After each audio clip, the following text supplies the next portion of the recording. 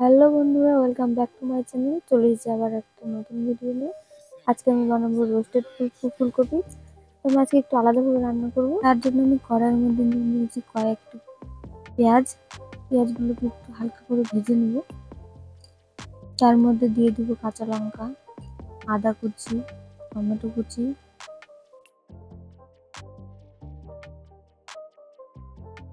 এক দুইবার নাড়া দিয়ে নিচ্ছি।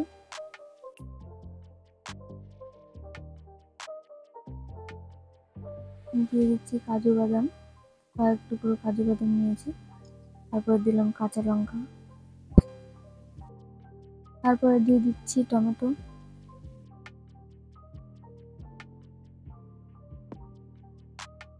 হালকা নাড়াচাড়া করে নেব। এটাকে বেশি ভাজবো না, হালকা শর্টে করে নেব।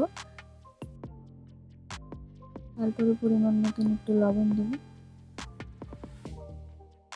এবার একটু লবণ দিয়ে দিলাম যেন টমেটোগুলো তাড়াতাড়ি গলে যায়।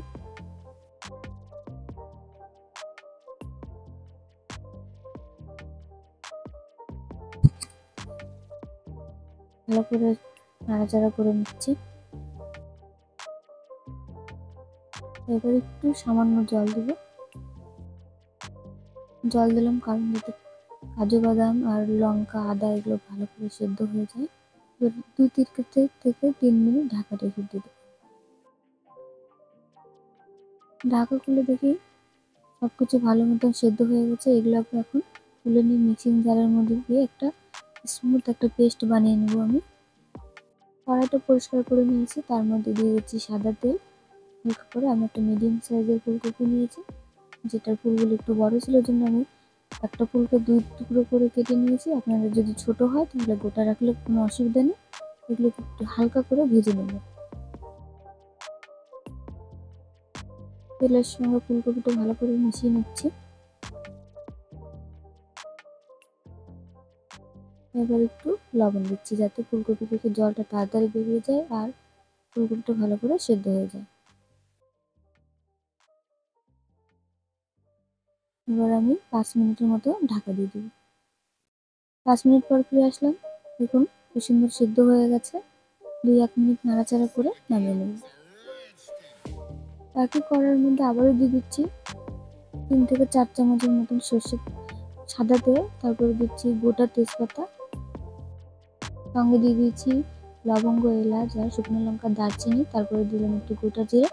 এগুলো হালকা করে লাল লাল করে ভেজে নিয়ে তার মধ্যে দিয়ে দিব যে পেস্ট আমরা করে রেখেছিলাম কাজু বাদাম পেঁয়াজ টমেটো, সেই পেস্টটা আমি এর মধ্যে দিয়ে দিচ্ছি।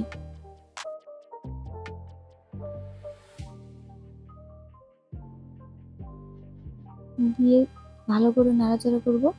এই রান্নাটাতে কোনো রকম আমি হলুদ ব্যবহার করব না, এই রান্নাটা সাদা করেই করব। এটা ঘন ঘন নাড়তে হবে যাতে মশলাটা গায়ে আর না লেগে যায়। আর এই অবস্থায় গ্যাসের ফ্লেমটা লো রাখতে হবে।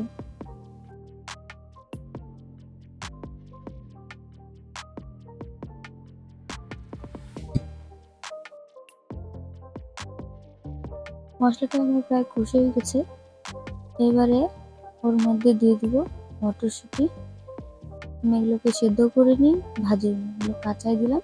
মশলাটার সঙ্গে ভালো করে মটরশুঁটিটাকে আবারও কষিয়ে নেব।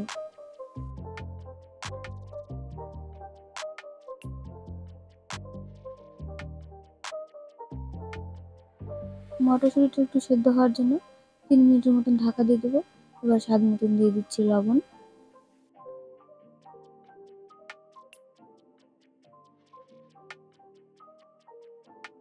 দেখুন ভালো করে কষানো হয়ে গেছে। প্যান থেকে কিন্তু মশলাটা ছেড়ে ছেড়ে আসছে, তেলও ছেড়েছে বেশ ভালোই। এবার আমি মিক্সি ধুয়ে আর একটু সামান্য জল দিলাম।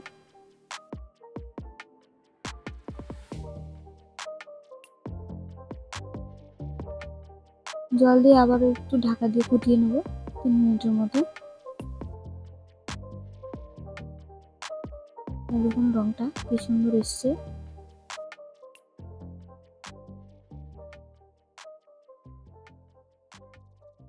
এবারে কিন্তু দিচ্ছি আমি ফ্যাটানো টক দই। দইটা কিন্তু এই রান্নাতে মাস্ট লাগবেই, এটা স্কিপ করা যাবে না। দইটা দিলে ফুলকপি রোস্টের স্বাদটা আরো বেড়ে যাবে। দইটা দিয়ে ভালো করে একটু মিশিয়ে নিচ্ছি মশলার সাথে। দইটা দেওয়ার সাথে সাথে কিন্তু অনবরত হালকা হালকা করে নাড়তে থাকতে হবে, নাহলে দইটা কিন্তু ফেটে যাবে।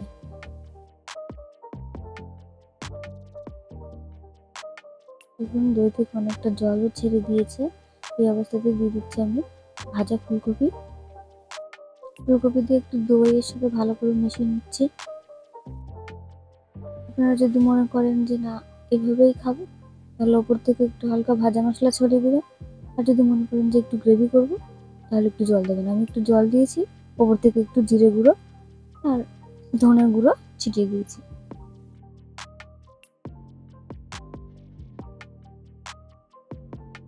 আমি যেভাবে রান্না করলাম সাথে সাথে বাড়িতে আপনারা অবশ্যই রান্না করে কেমন খেতে কেমন লাগে আমাকে কমেন্ট অবশ্যই জানাবেন। আমার চ্যানেলটিকে লাইক, কমেন্ট, শেয়ার, সাবস্ক্রাইব অবশ্যই করবেন। ভালো থাকুন, সুস্থ থাকুন। দেখা হবে আবার একটা নতুন ব্লগের সাথে।